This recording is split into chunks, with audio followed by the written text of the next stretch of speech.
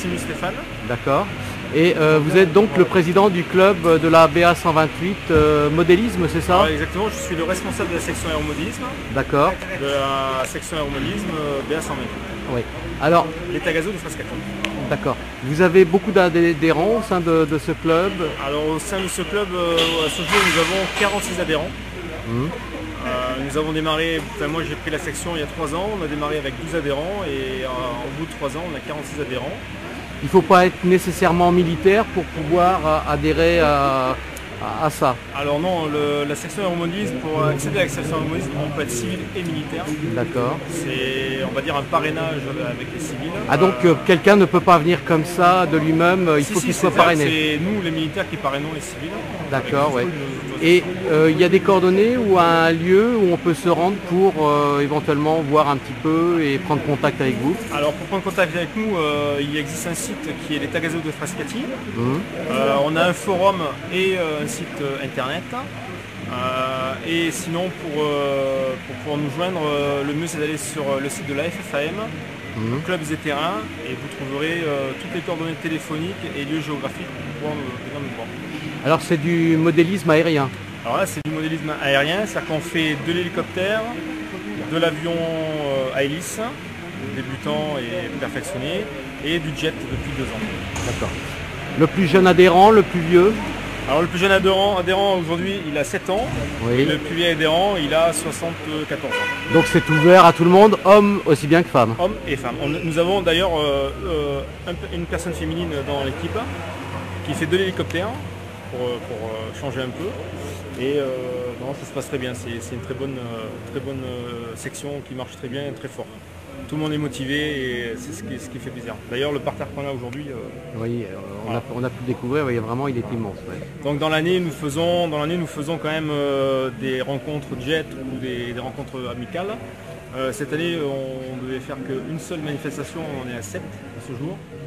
Nous avons fait 3 rencontres indoor parce que nous faisons aussi du indoor. Alors en réalité nous avons 2 terrains. On a un terrain outdoor, extérieur, avion, hélicoptère et jet. Et pour la période hivernale, on a un hangar, enfin on a un gymnase exactement, où là, toute la période hivernale, les gens peuvent faire de l'hélicoptère en vol intérieur et de l'avion léger, ultra léger, en avion intérieur. Donc là, on est vraiment... il y a tout ce qu'il faut sur cette plateforme. Voilà. Comment devient-on passionné et crée-t-on des engins comme ça? Je pense qu'on devient passionné parce que de tout temps, l'homme, c'est-à-dire nous les grands gosses, on a toujours voulu voler. D'accord. Il suffit de faire un essai une fois pour que la piqûre arrive. Ouais. Et après c'est l'engrenage bien sûr. Ouais. Après on est toujours plus gros, toujours mieux. Alors vous m'avez dit que votre appareil c'est un hélicoptère. C'est un hélicoptère, c'est un jet.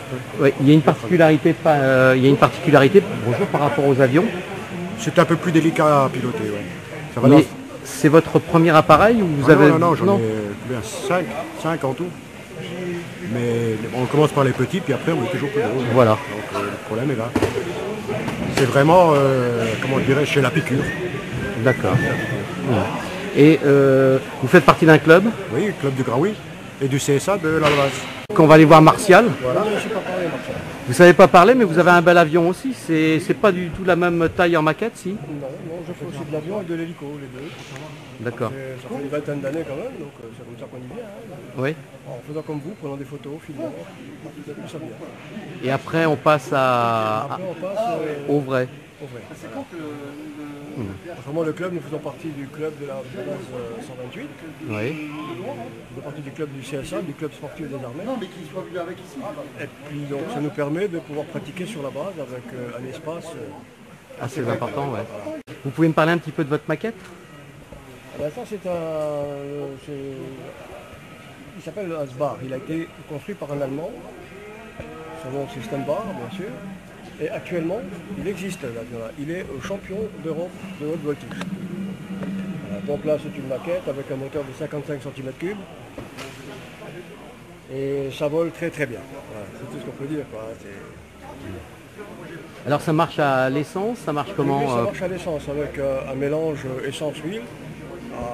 Ça tourne à 2,5% d'huile. Et ça démarre très bien, ça va bien, c'est fiable comme moteur.